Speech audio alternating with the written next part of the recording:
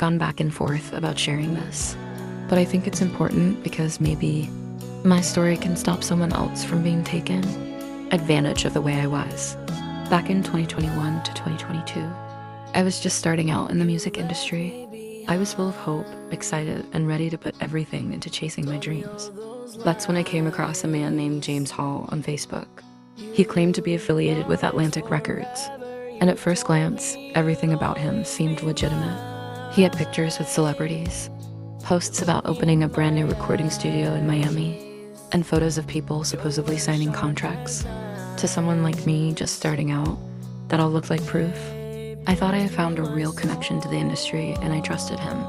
Over the course of 7 months, James didn't just act like a business contact, he pretended to be my friend. He asked about my life, my situation, and spoke to me in a way that made me believe he cared about my success. He was patient, convincing, and made me feel like this opportunity was really happening. Eventually, he told me that in order to move forward, I needed to pay an $800 artist fee. At the time, $800 was a huge amount for me. So I sent it little by little in payments until I finally paid it off. I felt proud of myself, like I had invested in my dream. James promised that once I paid, he would send a car for me, book me a flight to New York, and personally take me to meet with Atlantic Records. For the first time, it felt like my dream was right in front of me, but then everything changed. At the last minute, James suddenly told me I needed to pay an additional $750 COVID-related fee in order to board the plane. My heart sank.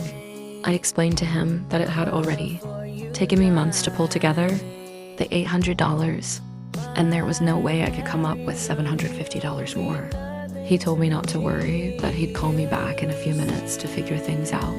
But after that, he disappeared. Weeks later, he popped back up, saying that if I could just pay him $100 more, he would personally drive me to New York himself.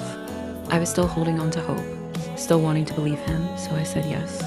I sent him the money, waited for him to show up, and of course, he never came.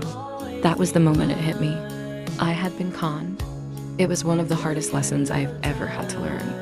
Not just because of the money, though losing, $800 was devastating, but because I had trusted him, believed in him, and believed that this was the beginning of my music career.